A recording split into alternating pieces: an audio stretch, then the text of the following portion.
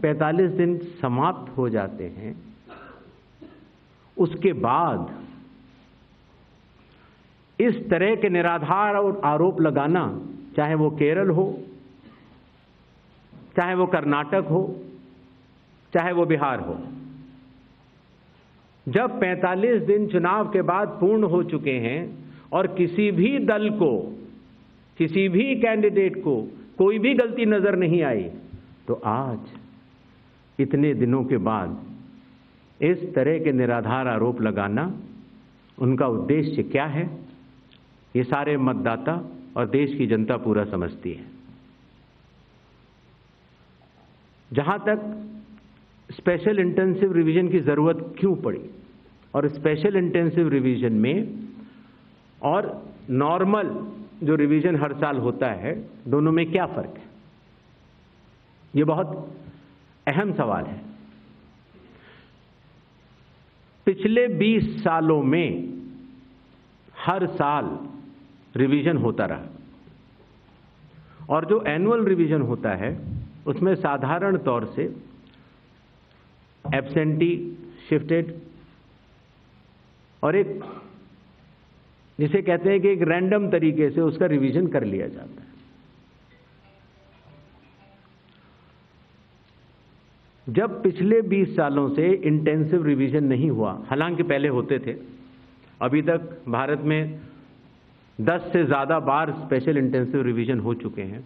और special intensive revision की खासियत ये होती है कि मतदाता सूची को, इलेक्टोरल रोल को टोटली मैक्सिमम प्योरीफाई करने के लिए एक इन्यूमरेशन फॉर्म भरा जाता है और हर मतदाता उसको जब भर के देता है तो उसका नाम मतदाता सूची में फ्रेश, एकदम नए तरीके से सूची बनाई जाती है।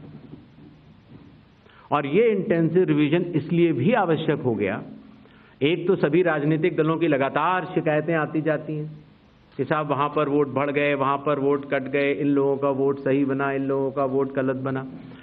साथ ही साथ समय के साथ कई लोग जो गांव में रहते थे, जहां पर उनका वोट था, वो शहर में आ गए, उनका वोट गांव में रह गया और जब वो शहर में आए तो वोट कटवाने की प्रक्रिया की भी अपनी कानूनी जटिलताएं हैं, तो उनका वोट गांव में भी रह गया, शहर में भी हो गया। और आजकल आपको पता है, जैसे जैसे भारत का विकास होता जा रहा है, वैसे वैसे लोग शहर छोड़ के भी दूसरे शहरों में भी जाते हैं। मुझे आशा है कि जितने हमारे मीडिया बंधु हैं वो भी शायद किसी न किसी दूसरे शहर को छोड़ के यहाँ पर आए होंगे।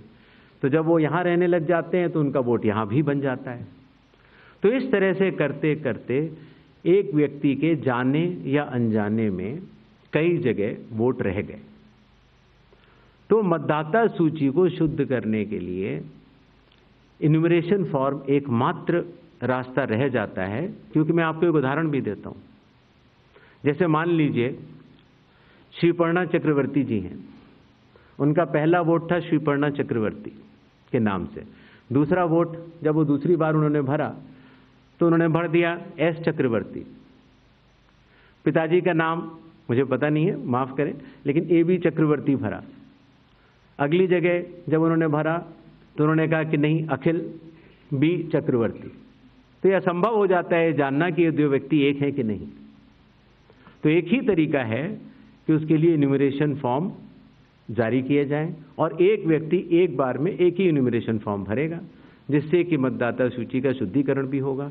अगर उनका नाम गलत लिख गया है तो वो भी वो सही कर सकते हैं, अगर उनकी फोटो ठीक नहीं है तो वो भी सही कर सकते हैं, अगर उनका पता ठीक नहीं है, माता पिता का नाम ठीक नहीं है तो वो भी ठीक कर सकते हैं। तो ये रही SIR की आवश्यकता। SIR में डोर टू डोर जाना पड़ता है। बूथ लेवल ऑफिसर हमारे बिहार के लगभग 90,000 booth level officers 7 crore 89 lakh लोगों के घर घर जाकर उन्होंने एक एक व्यक्ति को इन्यूमरेशन फॉर्म दिया। जो लोग मृत पाए गए या जो लोग घर पे नहीं थे, जो पड़ोसियों ने कहा या उनके घर वालों ने कहा कि ये परमानेंटली शिफ्ट हो गए हैं, या जिन लोगों ने कहा कि नहीं साहब मैं तो पहले ही दूसरी जगह इन्यूमरेशन फॉर्म भर चुका हूं, अर्थात उसका नाम 2 जगह था, ऐसे लोगों के फॉर्म वापस नहीं मिले। और 7 करोड़ 24 लाख फॉर्म वापस मिले 30 दिन के अंदर। इनमें से एक सवाल यह था कि कितने नेपालीज हैं और कितने बांग्लादेशीज।